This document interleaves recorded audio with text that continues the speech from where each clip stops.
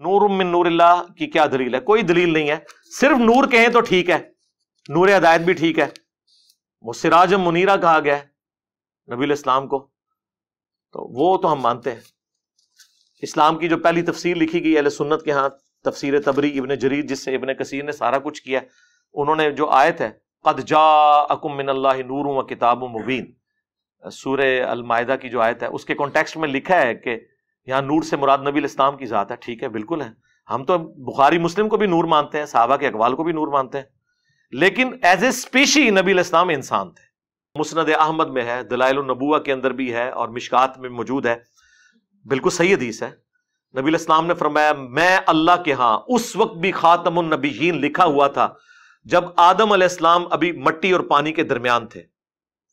میں دعائے ابراہیم ہوں، میں عیسیٰ کی بشارت ہوں، میں اپنی والدہ کا وہ خواب ہوں جو انہوں نے پیدائش کے وقت دیکھا کہ ان کے لیے ایک روشنی ظاہر ہوئی جس کی وجہ سے شام کے محلات بھی ان پر روشن ہو گئے.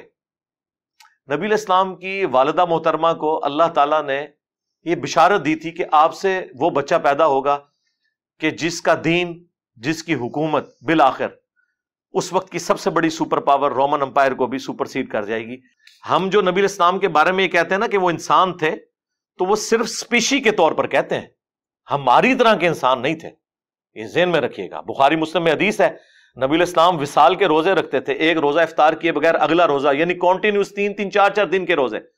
کچھ صحابہ نے رکھے، وہ بے ہوش ہو گئے، تو نبی الاسلام فرمایا ایکم مثلی، تم میں سے کون ہے جو میری مثل ہو؟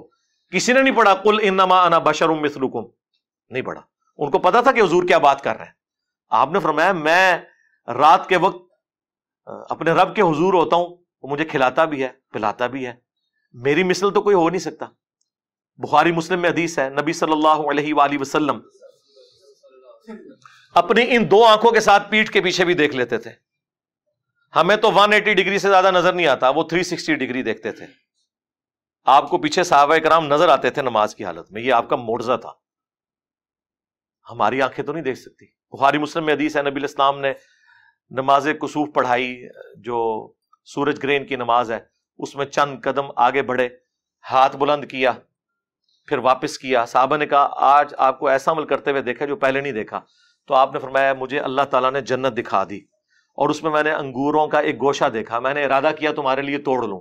اب جنت 7 آسمانوں کے اوپر، ہاتھ بھی وہاں تک پہنچ رہا ہے، تبھی تو توڑنے کا ارادہ کیا، اور دیکھ بھی لیا، اور پھر فرمایا کہ نہیں، پھر میں نے اسے ترک کر دیا، اور اگر میں توڑ لیتا تو تم ہمیشہ کھاتے رہتے، کیونکہ جنت کی نعمتوں کو فنا نہیں ہے. ایک آپ نے دانہ توڑنا تھا، دوبارہ لگ جانا تھا. وہ جنت کو تو فنا نہیں ہے.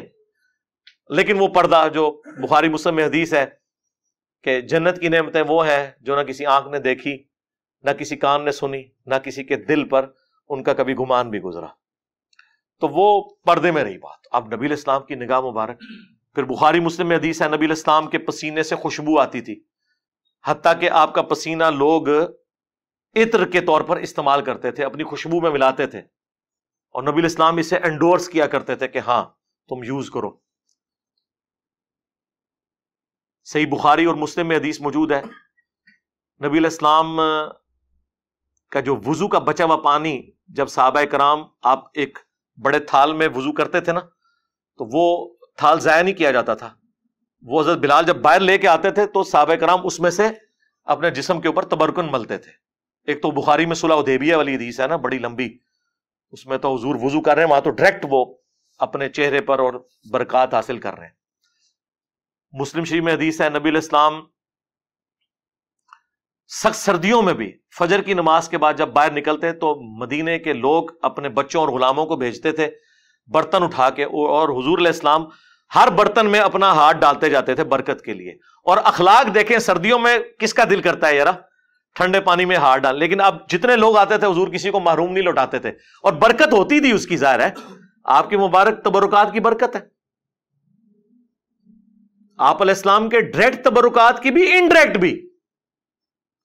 ڈائریکٹ تبرکات میں صحیح بخاری میں ایک تابعی کہتے ہیں کہ رسول اللہ کا ایک بال میرے پاس ہونا دنیا اور جو کچھ اس کے اندر ہے اس سے بڑھ کر مجھے محبوب ہے. اور بخاری مسلم حدیث ہے نبی علیہ السلام نے حج یا عمرے کے موقع پر جب حلق کروایا اپنے بال منڈوائے تو حضرت طلحہ کو دیے اور کہا صحابہ میں تبرکن تقسیم کر دو. نبی علیہ السلام نے خود تقسیم کروائے اپنے بال مبارک. حتیٰ کہ صحیح بخاری میں آتا ہے ام سلمہ ہماری جو ماں ہے سلام اللہ علیہا، انہوں نے رسول اللہ کے چند بال ایک ڈبیا سے نکالے اور کہا کہ یہ نبی علیہ السلام کے بال ہیں، ہمارے محلے میں جب کوئی بیمار ہوتا ہے تو ہم اس کا دھون اسے دیتے ہیں، وہ برتن بھیج دیتا ہے تو وہ شفا کے طور پر استعمال کرتے ہیں. یہ صحیح بخاری میں ہے. صحیح مسلم میں اسما بنت ابی بکر نے رسول اللہ کا کرتا نکالا کالے کلر کا کسروانی تیالسی جبہ جس پہ گوٹ بھی لگی ہوئی تھی، اور کہا کہ یہ نبی علیہ السلام پہنتے تھے اور یہ سیدہ عائشہ کے پاس تھا اور ان کی وفات کے وقت میں نے ان سے لے لیا، وہ بڑی بہن تھی ان کی، اور ہم اس کا دھون مریضوں کو شفا کے لیے پلاتے ہیں. اب یہ کرتا تو انڈائریکٹ تبرک ہے، چلے بال تو آپ کہہ سکتے ہیں جسم کا حصہ ہے، کرتا تو جسم کا حصہ نہیں ہے لیکن اس میں بھی تبرکات ہے. لیکن اس کی بنیاد پہ یہ آج کل کے بزرگ پیر حضرات اور کہتے ہیں یہ عبد القادر جیلانی کا بال ہے. یار حضرت ابو بکر عمر عثمان علی کے بال کدھر ہیں؟ انہوں نے تو تبرکن کوئی جاری نہیں کیا ہے. اور یہاں 2014 کے دھرنے میں ڈاکٹر طیب القادری صاحب اپنا پسینہ پونچھ کے ٹیشو پیپر تبرکن دے رہے تھے اور پلی یہاں سے لیتے ہیں. الیاس قادری صاحب کتنا عرصہ اپنے منہ سے نکلی ہوئی ہڈیاں اور یہ باقی چیزیں لوگوں کو تبرکن تقسیم کرتے ہیں اور پلی یہاں سے لیتے ہیں. پھر جب ہم یہ کہتے ہیں کہ تم لوگوں نے یعنی عزتیں رسول اللہ کے نام پر اویل کی ہیں لیکن پھر ڈاکہ مارا ہے ان کی عزت کے اوپر کہ تم نے وہ سارے پروٹوکول اویل کیے ہیں، کیا خلفائے راشدین بھی یہی کچھ کرتے تھے نبی علیہ السلام کی احادیث کی بنیاد کے اوپر؟ انس بن مالک کہتے ہیں میں نے آج تک، بخاری مسلم کے الفاظ ہیں، کوئی ریشم اور دباچ ایسی نہیں چھوئی کہ جو رسول اللہ کے ہاتھ سے زیادہ نرم ہو. اور آپ علیہ السلام کے ہاتھ کی خوشبو ایسی تھی گویا کوئی عطر دان جو ہے وہ اپنی وہ صندوقچی کھولے تو اس میں سے وہ ساری ہوا اور فضا بنتی ہے. نبی علیہ السلام کے مبارک ہاتھوں سے ایسی خوشبو آتی تھی. مطلب یہ نہیں کہ آپ کی زندگی کو پیروں والی تھی تو اس لیے ہاتھ نرم تھے اتنے، نہیں، آپ نے تو بڑی ٹف لائف گزاری ہے. صحیح بخاری میں آتا ہے نبی علیہ السلام نے بھیڑ بکریاں بچپن میں چرائی ہیں. یہ اللہ نے معجزہ دیا تھا کہ آپ کے ہاتھ مبارک بہت نرم تھے. تو ہاتھ مبارک ہوں، آنکھیں ہوں، کان مبارک ہوں، تھوک مبارک کے تو کتنے معجزات ہیں بخاری مسلم میں کہ آپ نے لعاب دان ڈالا ہے کسی کھانے میں تو 10 کا کھانا جو ہے وہ 300 کو کفایت کر گیا. ٹھیک ہے، بخاری مسلم میں غزوہ حنین کے موقع پر بس ایک مٹھی بھری ہے زمین سے کنکریوں کی، 12,000 کا لشکر بھاگ گیا نبی علیہ السلام کے ساتھ جو تھا، صرف 80 بندے آپ کے ساتھ رہ گئے. اور آپ آگے بڑھ کر کہہ رہے ہیں انا النبی لا کذب انا ابن عبد المطلب، میں نبی ہوں اس میں کوئی شک نہیں، میں عبد المطلب کا بیٹا ہوں. اور پھر آپ نے یوں جب مٹھی ان کی طرف پھینکی تو ساروں کی آنکھوں میں جا کے وہ کنکریاں پڑی اور وہ اندھے ہو گئے اور مسلمانوں کو اللہ نے فتح دے دی. تو اس طرح کے معجزات. پھر بخاری مسلم میں حدیث ہے نبی علیہ السلام صلح حدیبیہ کے موقع پر جب پانی نہیں تھا ایک برتن میں تھوڑا سا پانی جمع کیا صحابہ نے، آپ نے اپنی مبارک انگلیاں اس میں ڈالی. صحابہ کہتے ہیں پانی کے چشمے جاری ہوئے. جابر بن عبداللہ سے وہ تابعی پوچھتے ہیں آپ لوگ کتنے تھے؟ انہوں نے کہا ہم 1500 تھے. 1,00,000 بھی ہوتے تو وہ پانی زیادہ تھا. 1500 نے پانی پیا، سٹور کیا، جانوروں کو پلایا. تب بھی وہ ایک کولے میں جو نبی علیہ السلام نے مبارک ہاتھ رکھا تھا نا وہ پانی ختم نہیں ہو رہا تھا. وہ پتہ نہیں اللہ نے کیا اس کے ساتھ چین جوڑ دی. مسلم شریف میں حدیث ہے کہ حضرت عمر فاروق رضی اللہ تعالیٰ عنہ نے ایک سفر کے دوران حضور سے کہا کہ کھانے پینے کو کچھ نہیں ہے تو ہم کچھ جمع کرتے ہیں، آپ برکت کی دعا فرمائیں. تو ایک برتن لا کے رکھا گیا، آپ نے اپنا ہاتھ رکھا. اچھا یہ ذہن میں رکھیے گا یہ کریشن ایکس نہیلو کبھی نہیں ہوئی ہے. جب بھی ہوا ہے نا تو یہ کہ کھانا تھا اس میں لعاب ڈالا، برتن تھا پانی والا اس میں ہاتھ ڈالا، زیرو سے کبھی سٹارٹ نہیں ہوا. یہ اللہ کی کوالٹی ہے. ہاں عدم ماس سے وجود، چیزوں میں برکت وہ اللہ تعالیٰ مخلوق کے ذریعے کرواتا ہے. لیکن یہ ساری عقیدتیں نبی علیہ السلام کے ساتھ صحابہ کرام کی اس وقت تک تھیں جب تک نبی علیہ السلام دنیا میں تشریف فرما تھے. بخاری مسلم میں ہے کہ بارش نہیں ہو رہی، آ کے دعا کروائی ہے، بارش ہو گئی ہے. بخاری مسلم میں ہے کہ حضرت ابو ہریرہ یاداشت کا مسئلہ تھا، دعا کے لیے کہا، حضور نے یوں کر کے ان کی چادر میں ڈالا. اس کے بعد کہتے ہیں میں کوئی حدیث نہیں بھولا جب سے میں نے سینے لگائی. یہ معجزات ظاہر ہوتے تھے نبی علیہ السلام کے.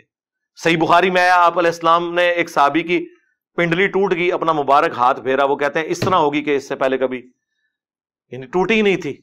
اب یہ سارے وہ معجزات تھے جو نبی الاسلام کی مبارک زندگی میں صحابہ کرام اویل کرتے تھے, لیکن جیسے ہی نبی الاسلام کی وفات ہوئی ہے آپ کی قبر پہ جا کے کبھی کسی نے نہیں مانگا, بلکہ اس کے الٹ ملتا ہے. صحیح بخاری 1010 نمبر حدیث ہے 1010. حضرت عمر کہتے ہیں انا کنا نتوسل الیک بنبینا, اے اللہ پہلے ہم تیرے نبی کے توسل اختیار کرتے تھے, تیری بارگاہ میں پیش کرتے تھے ان کو, وہ دعا کرتے تھے, ان کی دعا کی برکت سے بارش نازل ہوتی تھی. اب ہم تیرے نبی کے چچا کو لے کے آئے ہیں, ان کی دعا کی برکت سے بارش نازل فرما دے, اور وہ پھر بارش نازل ہو جاتی تھی. تو نبی الاسلام کی وفات کے بعد لوگ قبر کے ساتھ نہیں عقیدہ وہ وابستہ کیے ہوئے تھے. یہ بریلوی حضرات جتنی باتیں کرتے ہیں نا یہ بالکل درست ہیں. میں اس لیے اکثر کہتا ہوں کہ رسول اللہ کی زندگی میں جو صحابہ کی حضور کے ساتھ عقیدت تھی وہ آپ بریلویوں میں دیکھ لیں, اور رسول اللہ کی وفات کے بعد جس طرح کی عقیدت ہونی چاہیے وہ آپ اہل حدیث کے اندر دیکھ لیں. چند ایک غلو والی چیزیں وہ الگ ہیں, وہ ہر جگہ موجود ہیں, وہ اختلاف اپنی جگہ, لیکن یہ نہیں ہوا کہ حضور کی قبر کی مٹی کو لے جائے سجدے شروع کر دے. ناٹ ایٹ آل, نیور, کبھی ایسی بات نہیں. حضور کی میت کے اوپر خطبہ دے رہے ہیں حضرت ابوبکر صدیق رضی اللہ تعالیٰ عنہ, بخاری میں کم از کم 4 جگہ ہے, اور کیا بول رہے ہیں؟ من کان یعبد محمدا فإن محمدا قد مات. آگاہ ہو جاؤ, جو محمد کی عبادت کرتا تھا وہ جان لے کے محمد مر چکے ہیں, یہ وفات پا گیا. پاکستان میں تو اتہاس سے ترجمہ کرنا پڑتا ہے. تو وَمَن يَعْبُدُ اللَّهَ, اور جو کوئی اللہ کی عبادت کرتا تھا وہ جان لے فَإِنَّ اللَّهَ حَيٌّ لَا يَمُوتُ, اللہ زندہ ہے, اسے کبھی موت نہیں آئے گی. رسول اللہ کی میت کے اوپر نعتیں, درود شریف, آیت کریمہ کے ختم نہیں, توحید بیان ہو رہی ہے. اور یہ نبی علیہ السلام کی خوبی ہے. یہ آپ علیہ السلام کو اللہ تعالیٰ نے پھل دکھا دیا کہ آپ کے تربیت یافتہ لوگوں نے جیزس کرائسٹ کے ماننے والوں کی طرح ان کے بارے میں ڈیوینٹی نہیں کلیم کی, بلکہ آپ کی میت کے اوپر توحید بیان کی ہے.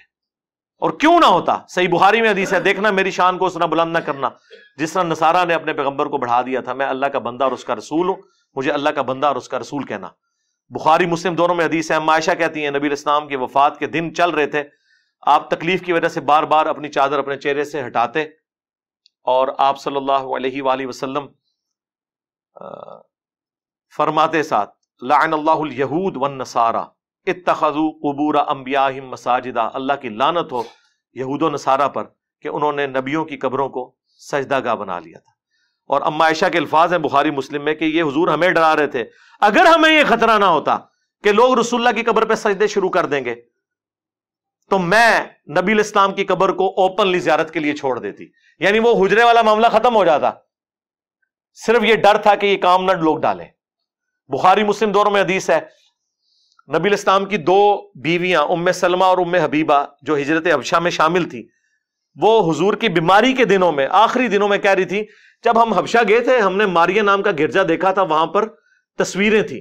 حضور اس تکلیف کے عالم میں بھی اٹھے اور انہوں نے کہا کہ یہی تو ان میں خرابی تھی, جب کوئی پیغمبر یا نیک آدمی فوت ہو جاتا تھا اس کی قبر پہ تصویریں لٹکا لیتے تھے, مسجدیں بنا لیتے تھے, اور وہ سارے معاملات شروع کر دیتے تھے. قیامت کے دن یہ لوگ بدترین مخلوق بنا کر اٹھائے جائیں گے. باقی قبر رسول اس پلانٹ ارتھ پہ اللہ تعالیٰ کی تجلیات کا مرکز ہے, شاہ اللہ میں سے ہے, اس کی حاضری نفلی عبادات میں افضل ترین عمل ہے. صحابہ کرام جاتے تھے, 4 کتابوں میں ہے, الموطا امام مالک میں, سنن الکبریٰ البیہقی میں, المصنف ابن ابی شیبہ میں, فضل الصلاۃ علی النبی میں کہ عبداللہ بن عمر جب بھی مسجد نبوی میں داخل ہوتے 2 نفل پڑھتے, پھر قبر رسول پر آ کر عرض کرتے السلام علیک یا رسول اللہ, السلام علیک یا ابا بکر, حضرت ابو بکر کی قبر پہ, پھر حضرت عمر کی قبر پہ السلام علیک یا عمر, السلام علیک یا ابتا, اے میرے باپ آپ پر سلام ہو. وہ فضائل اپنی جگہ ہیں, اس سے تو کوئی انکار کر ہی نہیں سکتا. کوئی بدبخت ہی ہوگا جو ان چیزوں کا انکار کرے, لیکن غلوف سے بچنا ہے. لا تغلو فی دینکم ولا تقولوا علی اللہ الا الحق, دین میں غلوف نہیں کرنا, اور اللہ پہ بھی وہی بات کرنی ہے جو حق پر مبنی ہو.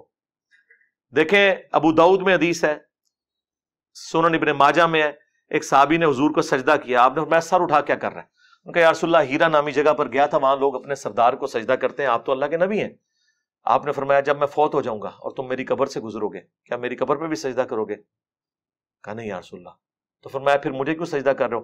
اگر میں سجدہ جائز سمجھتا تو بیویوں سے کہتا کہ اپنے خامدوں کو سجدہ کریں اس حق کے سبب جو اللہ نے ان کو دیا ہے۔ اب انہوں نے نہیں آگے سے کہا یا رسول اللہ میں تو عشق میں کر رہا ہوں، عشق دے چلے نمبر لے گئے، اور اس سے بڑھ کر حضرت آدم کو بھی تو فرشتوں نے کیا تھا، ہم آپ کو کیوں نہ کریں؟ لاجکس تو بناتے ہیں نا، اس طریقے سے کورالریز بناتے ہیں، خصوصاً آپ بریلویوں کو دیکھیں گے، اہل تشیع کو دیکھیں گے، وہ کیسی کورالریز بناتے ہیں، جی ادھر یہ ہو گیا تھا ادھر کیوں نہیں ہو گیا؟